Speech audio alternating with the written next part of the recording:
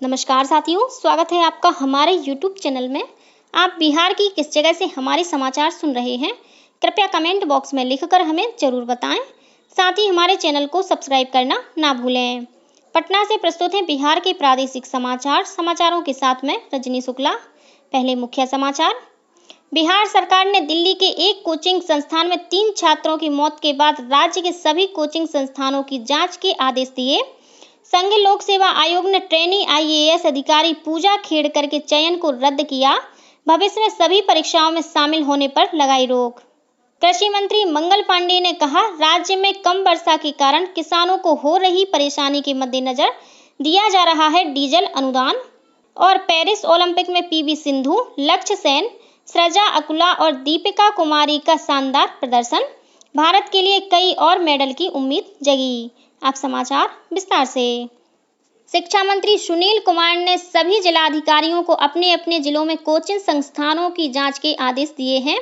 श्री कुमार ने कहा कि दिल्ली की घटना से सबक लेकर राज्य भर के कोचिंग संस्थानों में सुरक्षा मानकों के अनुपालन और अन्य बिंदुओं की जांच आवश्यक रूप से होगी। दिल्ली की कोचिंग घटना के बाद पटना जिले में विभिन्न स्थानों पर कोचिंग संस्थानों में सुरक्षा प्रबंध के सत्यापन का कार्य जारी है। अलग अलग अनुमंडलों में अनुमंडल पदाधिकारियों के नेतृत्व में कोचिंग संस्थानों की जांच की जा रही है।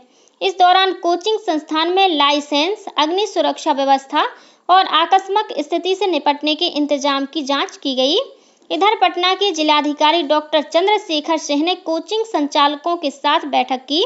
उन्होंने बताया कि जांच के दौरान कई अनियमितताएं सामने आई हैं, जिसे लेकर कोचिंग संचालकों को व्यवस्था में सुधार के लिए 1 महीने का समय दिया गया है। इधर दिल्ली उच्च न्यायालय ने दिल्ली के एक कोचिंग सेंटर में UPSC की तैयारी कर रहे छात्रों की मृत्यु पर दिल्ली सरकार और दिल्ली नगर निगम को फटकार लगाई है। न्यायालय ने कहा कि ऐसी त्रासदियां होना तय है जब मुफ्तखोरी की संस्कृति के कारण करों का संग्रहण नहीं होता है। न्यायालय ने कहा कि ये मामला स्पष्ट रूप से आपराधिक उपेक्षा का है और प्रशासन अगर जिम्मेदारी नहीं लेता है तो न्यायालय सीधे आदेश पारित कर देगा।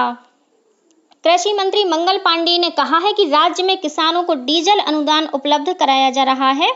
पटना के कृषि भवन में आयोजित परिचर्चा कार्यक्रम के बाद पत्रकारों से बातचीत करते हुए श्री पांडेय ने कहा कि इस वर्ष राज्य में औसत से बहुत कम बारिश हुई है, जिसके कारण किसानों को रोपणी कार्य में काफी समस्या हो रही है।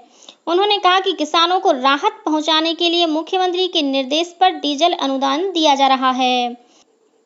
पेरिस ओलंपिक में बैडमिंटन स्टार खिलाड़ी PV सिंधु और लक्ष्य सेन ने अपने आखिरी ग्रुप मैचों में शानदार जीत दर्ज कर भारत के लिए मेडल की उम्मीद जगा दी है।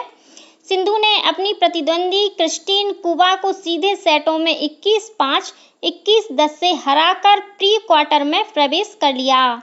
वहीं लक्ष्य सेन ने पुरुष सिंगल बैडमिंटन में विश्व के नंबर 3 खिलाड़ी जोनाथन क्रिस्टी को 21-18, 21-12 से पराजित कर प्री क्वार्टर में जगह बना ली है। इधर टेबल टेनिस में सृजा अकुला और तीरंदाजी में दीपिका कुमारी ने भी अपने अपने मुकाबले जीतकर मेडल राउंड में प्रवेश कर लिया है। संघ लोक सेवा आयोग ने ट्रेनी IAS अधिकारी पूजा खेड़कर की अस्थायी उम्मीदवारी रद्द कर दी है। साथ ही उन्हें भविष्य की सभी परीक्षाओं से निलंबित भी कर दिया है। आयोग ने उपलब्ध रिकॉर्ड की जांच के बाद सुश्री खेड़कर को सिविल सेवा परीक्षा 2022 नियमों का उल्लंघन करने का दोषी पाया है। आयोग ने इससे पहले उसे फर्जी पहचान दिखाकर स्वीकार सीमा से अधिक धोखाधड़ी कर लाभ उठाने के लिए कारण बताओ नोटिस जारी किया था। सुश्री खेड़कर निर्धारित समय के भीतर स्पष्टीकरण देने में विफल रहीं। गौरतलब है कि 2023 बैच की ट्रेनी IAS अधिकारी पूजा खेड़कर के खिलाफ UPSC ने पहचान बदलकर निर्धारित सीमा से अधिक बार सिविल सर्विस परीक्षा देने के मामले में प्राथमिकी भी दर्ज कराई थी। आयोग ने कहा है कि पिछले 15 वर्षों में 15,000 से अधिक अंतिम रूप से अनुशंसित उम्मीदवारों के आंकड़ों की भी गहन जांच की गई। आयोग मानक संचालन प्रक्रिया को और मजबूत करेगा ताकि भविष्य में ऐसा मामला दोबारा ना हो। पूर्व IAS अधिकारी प्रीति सूदन को संघ लोक सेवा आयोग का अध्यक्ष बनाया गया है। श्रीमती सूदन 1983 बैच की IAS अधिकारी हैं। वे जुलाई 2020 में केंद्रीय स्वास्थ्य मंत्रालय में सचिव पद से सेवानिवृत्त हुई थीं। गौरतलब है कि यूपीएससी अध्यक्ष मनोज सोनी के पिछले दिनों अपने पद से इस्तीफा देने के कारण ये पद रिक्त हो गया था। श्रीमती सूदन शीघ्र ही कार्यभार ग्रहण करेंगी। संसदीय कार्य मंत्री किरेन रिजिजू ने कांग्रेस पार्टी पर देश में जाति के नाम पर विभाजन करने का आरोप लगाया है। कल लोकसभा में जातीय जनगणना पर विपक्ष के हंगामे की आलोचना करते हुए श्री रिजिजू ने कहा कि कांग्रेस पार्टी सैन्य बलों के खिलाफ टिप्पणी करके देश को कमजोर करने का प्रयास कर रही है। श्री रिजिजू ने यह भी आरोप लगाया कि कांग्रेस देश में हिंसा भड़काने की कोशिश कर रही है। इससे पहले कल लोकसभा की कार्यवाही शुरू होते ही विपक्षी पार्टियों ने हंगामा शुरू कर दिया। कांग्रेस, डीएमके, समाजवादी पार्टी और अन्य सदस्य अपनी मांग के समर्थन में सदन के बीचों बीच पहुंच गए, जिसके कारण अध्यक्ष को सदन की कार्यवाही स्थगित करनी पड़ी। केंद्र सरकार ने कहा है कि बुलेट ट्रेन परियोजना तेजी से आगे बढ़ रही है। लोकसभा में प्रश्नकाल के दौरान पूरक प्रश्नों का उत्तर देते हुए रेल मंत्री अश्विनी वैष्णव ने कहा, देश में पहली बार इस परियोजना के तहत समुद्र के 30 मीटर नीचे 21 किलोमीटर लंबी सुरंग का निर्माण किया जा रहा है। शिक्षा मंत्री धर्मेंद्र प्रधान ने कहा है कि राष्ट्रीय परीक्षण एजेंसी एनटीए के गठन के बाद से 5 करोड़ से अधिक उम्मीदवार एनटीए द्वारा आयोजित विभिन्न परीक्षाओं में शामिल हुए हैं। राज्यसभा में एक पूरक प्रश्न का उत्तर देते हुए श्री प्रधान ने कहा कि एनटीए ने अब तक 250 परीक्षाएं आयोजित की हैं। उन्होंने सदन को यह भी बताया कि पिछले 10 वर्षों में सरकार ने मेडिकल सीटें बढ़ाकर 1,10,000 कर दी हैं। देश भर में कोचिंग सेंटरों की बढ़ती संख्या पर सदस्यों की भावनाओं को दोहराते हुए श्री प्रधान ने कहा कि सरकार चाहती है कि कोई कोचिंग सेंटर ना हो और प्रत्येक छात्र को गुणवत्तापूर्ण शिक्षा उपलब्ध हो। शिक्षा मंत्री ने सरकारी स्कूलों पर ध्यान केंद्रित करने की आवश्यकता पर भी जोर दिया है। और अब पेश है मौसम का हाल। पूरे प्रदेश में दक्षिण पश्चिम मानसून की गतिविधि कमजोर बनी हुई है, जिसके कारण राज्य के अधिकतर स्थानों पर मौसम शुष्क बना हुआ है। मौसम विभाग से प्राप्त जानकारी के अनुसार अब तक राज्य में औसत से 37% कम बारिश हुई है।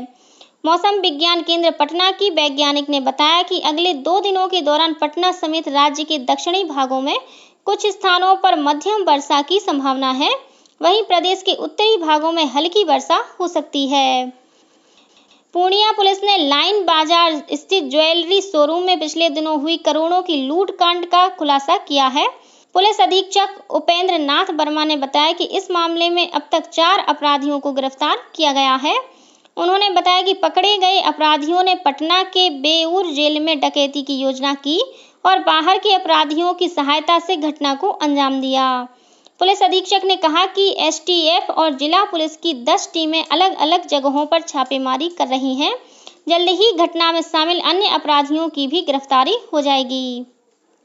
और अब कुछ अन्य खबरें संक्षेप में। खगड़िया जिले के बेलदौर थाना क्षेत्र अंतर्गत जोलहनिया पुल के पास वाहन जांच के दौरान पुलिस ने 2 हथियार तस्करों को गिरफ्तार किया है। अरवल जिले में शिक्षा कोष पोर्टल पर नामांकन कम पाए जाने से नाराज जिलाधिकारी ने सभी प्रखंड शिक्षा पदाधिकारियों का वेतन अगले आदेश तक स्थगित कर दिया है। और कैमूर जिले में दुर्गावती थाना क्षेत्र में पुलिस ने वाहन जांच के दौरान एक कार से 246 लीटर अंग्रेजी शराब के साथ 2 तस्करों को गिरफ्तार किया है। और अंत में मुख्य समाचार एक बार फिर। बिहार सरकार ने दिल्ली के एक कोचिंग संस्थान में 3 छात्रों की मौत के बाद राज्य के सभी कोचिंग संस्थानों की जांच के आदेश दिए। संघ लोक सेवा आयोग ने ट्रेनी आईएएस अधिकारी पूजा खेड़कर के चयन को रद्द किया। भविष्य में सभी परीक्षाओं में शामिल होने पर लगाई रोक। कृषि मंत्री मंगल पांडे ने कहा, राज्य में कम वर्षा के कारण किसानों को हो रही परेशानी के मद्देनजर दिया जा रहा है डीजल अनुदान। और पेरिस ओलंपिक में पीवी सिंधु, लक्ष्य सेन, सृजा अकुला और दीपिका कुमारी का शानदार प्रदर्शन। भारत के लिए कई और मेडल की उम्मीद जगी। इसी के साथ पटना से प्रसारित बिहार के प्रादेशिक समाचारों का ये बुलेटिन समाप्त हुआ।